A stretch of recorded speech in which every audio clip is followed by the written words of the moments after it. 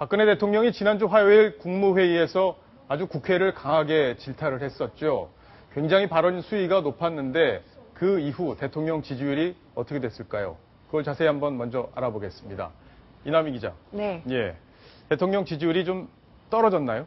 네, 그렇습니다. 지난 화요일 국무회의 때 작심을 하고 굉장히 정치권을 비판했었는데 그 화살이 부메랑으로 돌아왔을까요?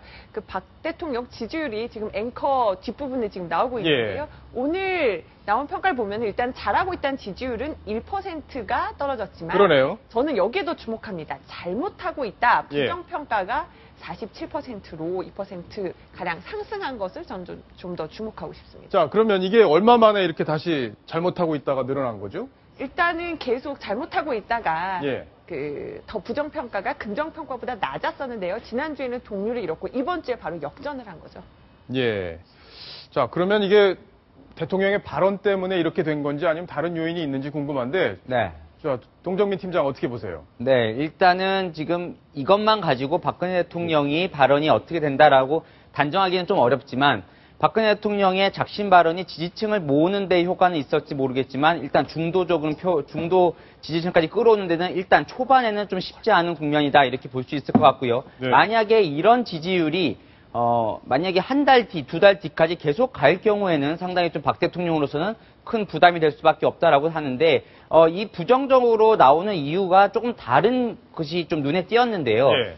박근혜 대통령을 지지하지 않는 이유에서 새로 나온 이유들이 있습니다. 아, 새로 나온 게 있습니까? 첫 번째가 네. 증세 논란이 그렇군요. 예전에는 없던 이유가 5% 그 증세 때문에 지지하지 않는다. 두 예. 번째가 공약을 자꾸 어기는 것 같다. 그게 예전에 3%에서 9%로 크게 늘었습니다. 예. 그러니까 이 박근혜 대통령의 발언 문제인지 아니면 지금 담뱃값 인상과 지방세 인상으로 인한 이 증세 논란, 예. 거기에 지금 최경환 기재부 장관은 증세가 아니라고 하고 또 정종섭 안전행정부 장관은 증세라고 하고 그러게요. 요게 엇박자 등 이런 예. 것들 혼선이 국민들 입장에서는 오히려 정치적인 이유보다는 경제적인 이유로 대통령 지지율이 하락하는 거 아니야 이런 분석도 가능합니다. 예, 어쨌든 지금 동정민 팀장이 여러 가지로 분석을 했는데 네.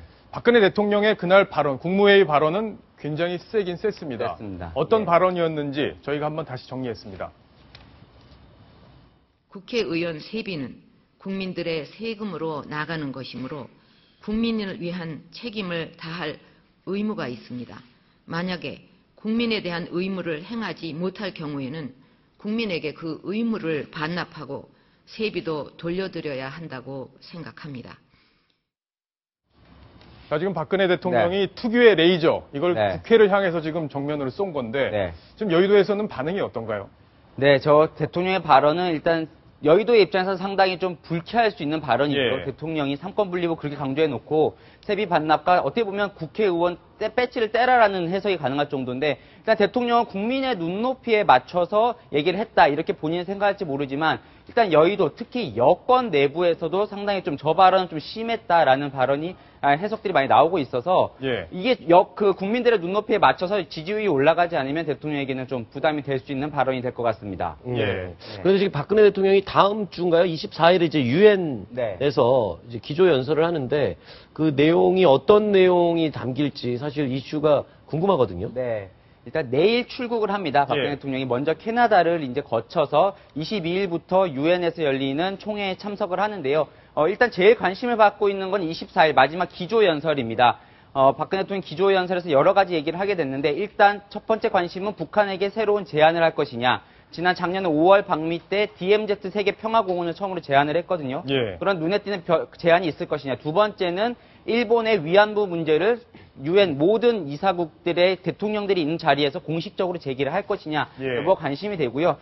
유엔 총회 말고 또 하나의 관심이 있는 게 숨겨진 것이 바로 유엔 안보리 이사회가 열리는데요. 네. 거기에 대한민국 대통령으로 처음으로 기조연설을 하게 됩니다. 그 내기에서는 거기에서 좀 관심을 갖는 건 외국인 테러 문제를 대통령이 얘기를 한다고 해요. 우리나라랑은 좀 관심이 없는 문제지도 모르겠지만 지금 오바마 대통령 비롯해서 IS 상당히 지금 중동 문제가 관심을 받고 있는데 거기에 대해서도 박근혜 대통령이 어떤 모습을 보일지 국제 외교에서 또 어떤 평가를 받을지도 또 하나의 관심거리입니다. 예. 네. 어쨌든 50년 만에 부녀죠, 부녀. 네. 예, 부녀 대통령이 지금 유엔을 찾는 건데 기조연설을 네. 하는 건데 박정희 대통령이 50년 전에 했던 기조연설 내용 네. 그런 것도 좀 설명을 좀 해주시죠. 네, 그때 당시에는 기조연설을 할 처지가 못 됐죠. 예. 1965년 5월에 박정희 전 대통령이 유엔을 방문했는데요. 지금 이제 화면이 나오고 있는데 저희 같이 설명을 하고 있는 이제 그 무탄트 당시 유엔 사무총장, 지금 이제 반기문 사무총장 같은 예. 것이고요. 그때 당시에는 박정희 전 대통령, 우리나라는 유엔 회원국도 아니었고 네. 또 당시에는 유엔이 합법 정부로 승인을 해줘서 그나마 북한하고 정통성 부분에서는 우리나라가 앞서있다고 하지만 국력면에서도 상당히 뒤져 있었던 시절입니다. 상당히 좀 초라했던 시절인데요. 당시에 유일한 합법 정부니까 많이 지원을 해달라라고 예. 읍소를 했고 또 좀 눈에 띄는 건 무탄트 사무총장이 미얀마 출신인데요. 당시 예. 아시아 출신 첫 번째 사무총장이었습니다. 지금 우리나라는 대통령이 가고 또 사무총장도 반기문 한국인이고 49년 만에 상전벽해라는 말이 딱 맞을 정도로 위상이 달라졌습니다. 예. 네. 어쨌든 박근혜 대통령 이번에 뉴욕 유엔에서 좋은 우리 대한민국의 모습을 잘 알려주셨으면 하는 바람을 가져보겠습니다. 이번 소식 여기서 정리를 하겠고요.